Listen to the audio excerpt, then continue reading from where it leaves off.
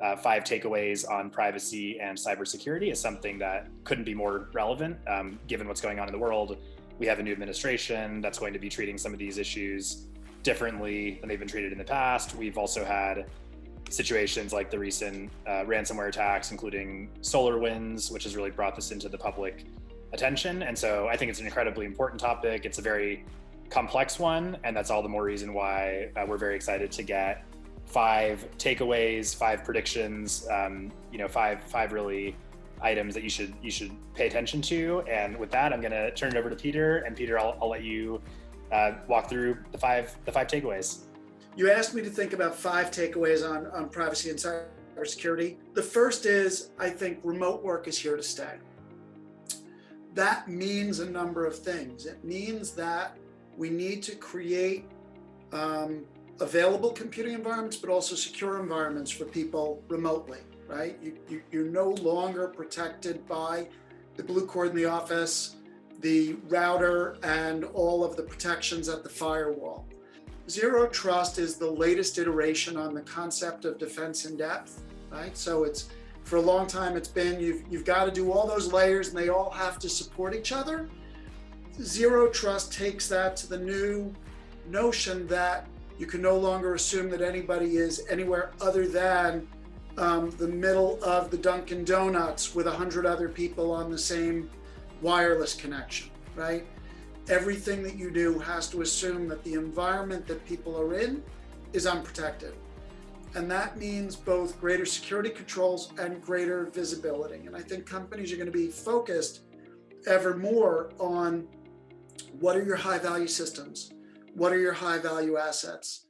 What is your high value data, which drives what are the high value systems and assets? Something's only a high value system because it holds your high value data. The third that I think follows from that is, as companies are focused on all of this, government's going to be focused on this. Part of it is the change of administration.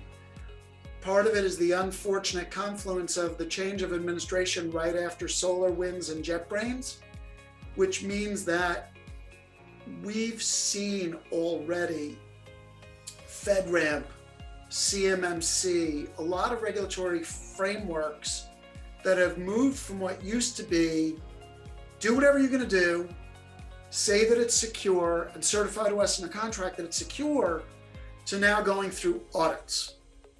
You now have to have auditable 130 controls across CUI level 3 for the cyber maturity model certification, right?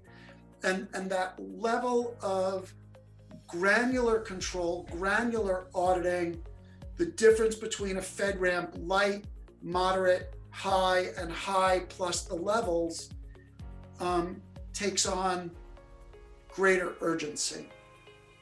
That leads to number 4, which I call, you can call it sort of advanced privacy. I've heard some smart people call it privacy 3.0, right? There were privacy officers, back in the old days when I had hair and got started in this, privacy officers were doing lobbying on the future of law. And then there was that phase where we got beyond sort of writing policies and we were doing some accountability.